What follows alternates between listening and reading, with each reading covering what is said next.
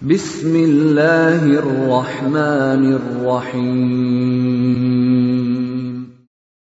Waltakum minkum ummatun yad'una ilal khairi wa ya'muruna bil ma'ruf wa yanhauna 'anil munkar.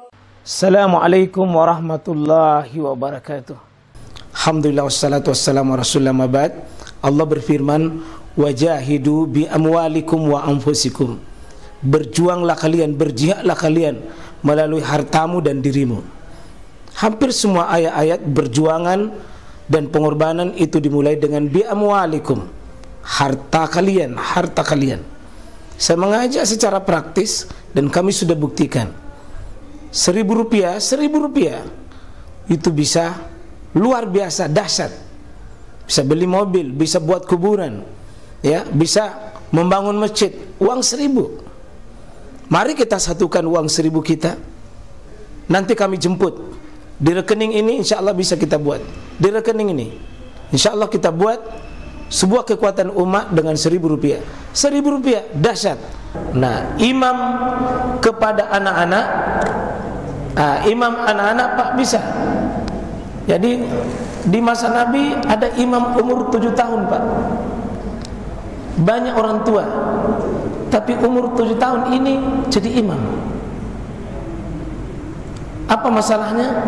Dia yang lebih banyak hafalannya, dia yang lebih bagus bacaannya dibanding orang tua itu.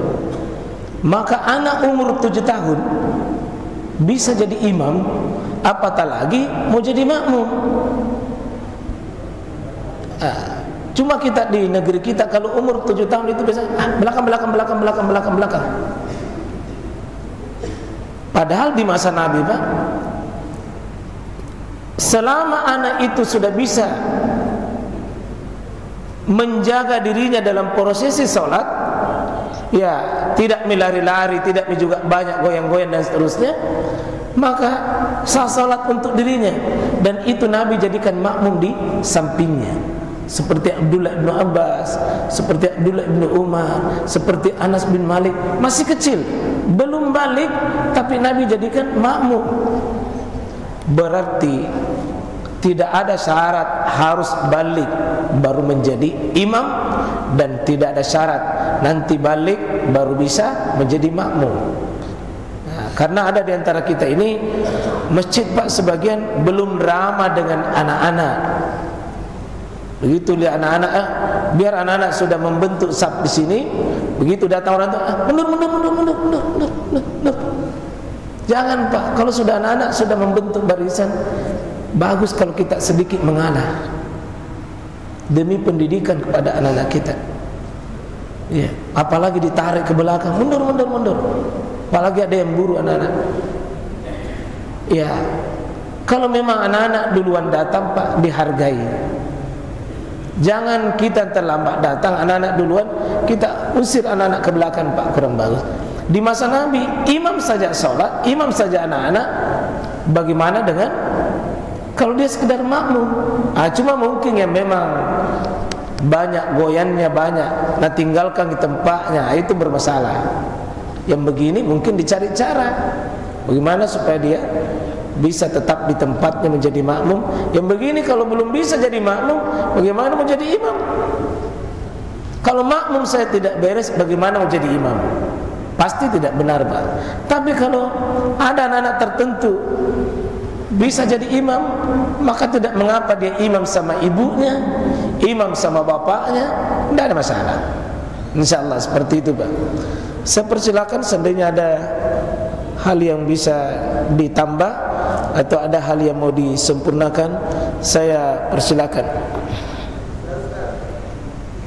Oh ya, silakan di bagian belakang.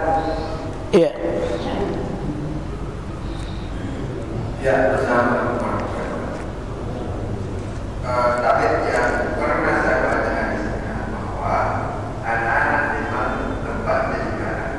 Iya. Nah, jadi kalau misalnya tadi Pak Ustaz mengatakan jangan kesepian anak hadis jadi yang mana juga supaya kita jangan sampai ada yang salah dalam memahami, ya, karena yang selama ini bisa paham sementara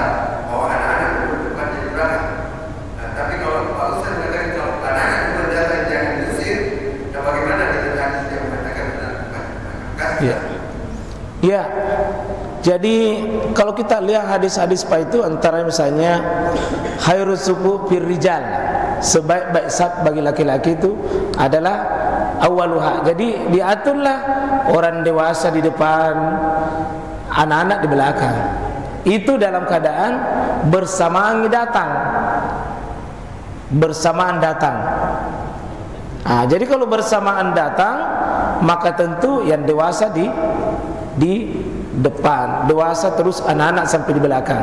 Kalau perempuan, kata Nabi sallam, khairus sufu bin nisa, sebaik-baik saf bagi perempuan itu adalah akhiruha, paling di belakang, wa syarruha awwaluha, dan yang jelek bagi perempuan itu yang di depan. Itu untuk perempuan dengan laki-laki. Normalnya demikian, Pak. Nah, sekarang kalau anak-anak sudah membentuk saf, baru kita datang di belakang, Pak. Maka bagaimana hadisnya, prakteknya Nabi sallallahu alaihi wasallam itu tidak pernah memindahkan anak-anak. Prakteknya Nabi SAW itu tidak memindahkan anak-anak. Tidak ada riwayat, Pak, bahwa itu anak-anak ditarik ke belakang. Tidak ada riwayat seperti itu. Maka kita disuruh untuk menempati saf yang paling terbaik, tentu di depan. Tapi kalau kita yang duluan datang. Tapi kalau anak-anak di duluan datang, Pak, ya satu secara akliyah kita mengatakan itu tertolak. Perasaan kita anak-anak sudah bentuk saf, ya, lalu kita tarik ke belakang. Ini mau dicari dalilnya bagaimana itu menarik. Apa dasarnya kita menarik seseorang? Kapan kasusnya ini di masa Nabi SAW dengan para sahabat? Maka tentu jamaah sekalian, kita dianjarkan hadis secara umum. Innallaha wa malaikatahu yusalluna fis safil awal. Sungguh Allah dan malaikatnya itu mencintai bersalawat kepada orang saf di depan. Normalnya kita itu berada di saf di depan jika kita yang datang duluan, Pak. Karena anjurannya memang Nabi, siapa datang duluan dia bentuk saf. Siapa datang duluan dia bentuk saf. Siapa datang duluan bentuk saf. Ya, ada sebagian saya lihat di praktek di masjid, anak-anak dipisahkan safnya dengan orang tua di belakang. Jadi seperti TPA, ada sebagian itu TPA, anak-anak di belakang semua. Ini butuh kita rujukan di mana prakteknya Nabi. Apakah tidak ada anak-anak di masa Nabi? Ada. Tidak ada riwayat bahwa itu dipisah anak-anak. Itu artinya, Pak, kalau memang anak-anak duluan membentuk saf, dia duluan. Dialah membentuk. Diajar sebagaimana orang dewasa. Kecuali memang anak-anak yang belum bisa membedakan mana solat yang baik dan mana solat yang tidak baik. Ini mungkin, Pak, menjadi catatan khusus saja. Contoh, anak-anak di bawah 6 tahun, 5 tahun, 4 tahun itu, Pak, masih sering di sini duduk, sebentar lari lagi. Yang begini mungkin dicarikan solusi.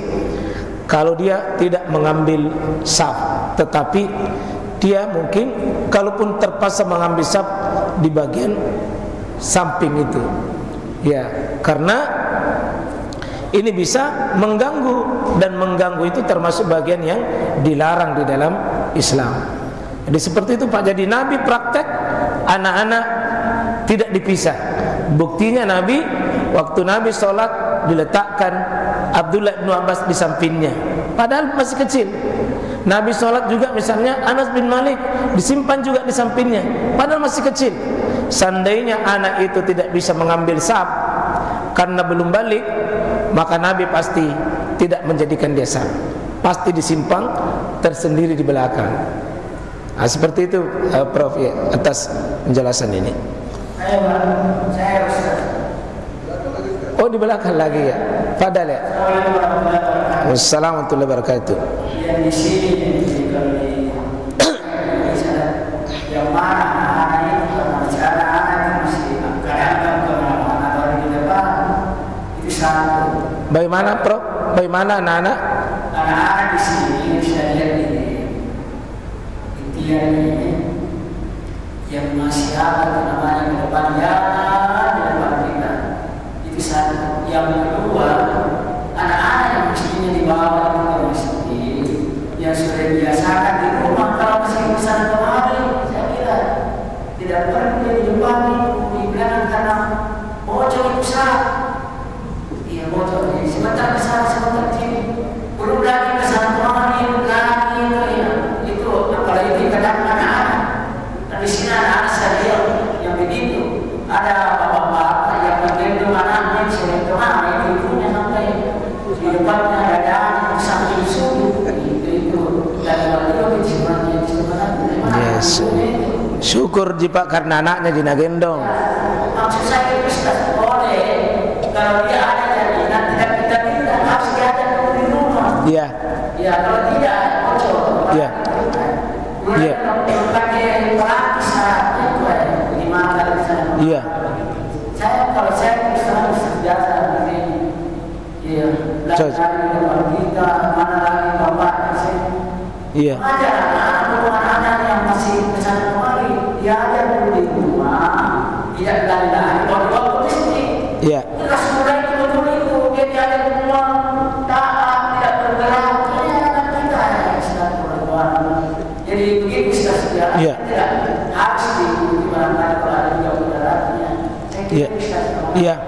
Saya tetap setuju itu Prof itu bahwa anak-anak memang tetap dilatih. Sejatinya Pak, kalau anak-anak itu kan masih kecil, tidak wajib di masjid.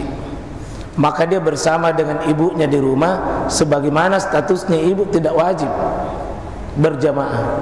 Dia berjamaah sebagai latihan di rumahnya. Tetapi bukan berarti bahwa haram secara mutlak. Tetap dilatih sedemikian rupa untuk bisa sebab Nabi, kita baca riwayat, Nabi memimpin sholat, ada cucunya nagendong baru nalepas. Iya, di sementara sholat kalau menangis ki nagendong.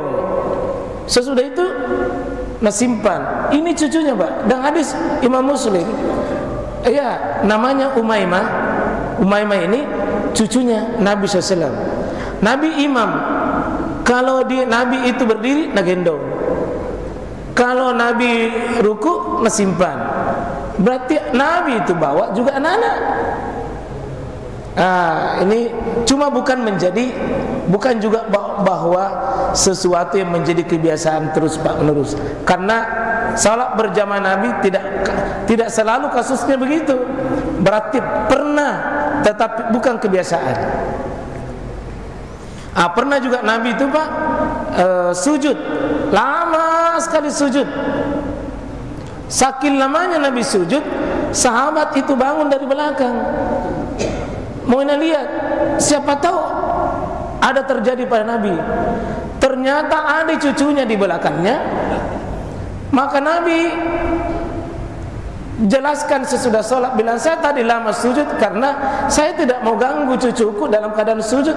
Kemudian saya ganggu, terpotong dia bermain. Wah ini agak susah juga dipahami nih Pak. Kalau Nabi tidak mau angkat kepalanya, nanti terganggu itu cucunya. Ya kalau kita Pak ya, yang jelas ini bukan keseringan. Tapi jangan juga langsung otomatis kita mengatakan PPI masih simpan itu anak ini di rumah. Pernah Pak Nabi mengalami begitu. Dan ini semua kasus yang bisa kita timbang. Saya kira kalau membawa mudarat seperti ini maka intinya dilatih di rumah itu anak-anak kecil. Tidak menjadi kebiasaan untuk dibawa di masjid selama itu bisa memberi mudarat. Terutama itu tadi yang pakai pamper dan lari-lari di depan tapak. Ya mungkin itu darurat saja kalau dia datang di masjid seperti itu.